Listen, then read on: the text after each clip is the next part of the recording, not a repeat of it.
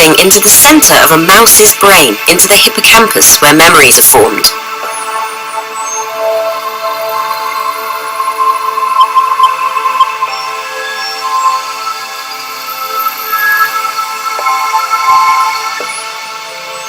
Looking up, you can see neurons projecting to the surface of the brain. This is the work of Carl Deiseroth and his team at Stanford University. By making the entire brain transparent, they were able to image it using a light microscope. They call the new technique clarity.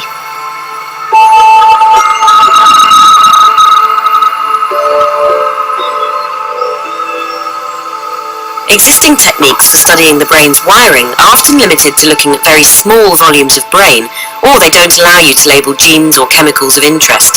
The advantage of clarity is that you can label lots of molecules in whole brains.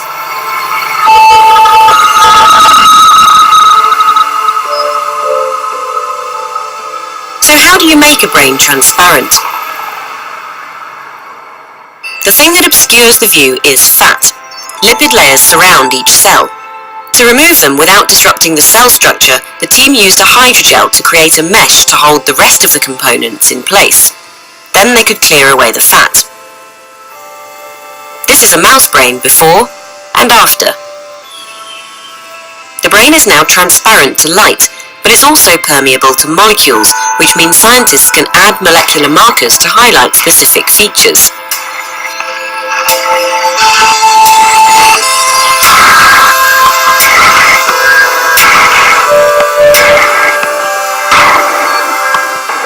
In this 1 millimeter block of hippocampus, excitatory neurons are green, inhibitory neurons are red, and cells called astrocytes are blue.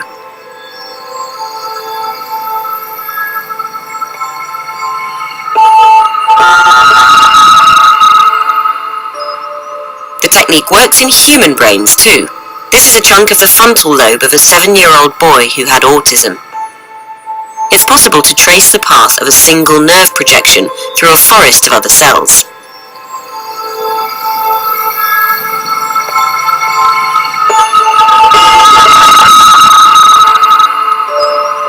When the team looked closely in one layer of the cortex, they noticed ladder-like patterns where neurons had connected back to themselves and to other neurons. Similar abnormal structures have been seen in animals with autism-like behaviors. Being able to analyze brain structures like this and match them up with molecular information could help neuroscientists uncover how changes to the brain underlie disease.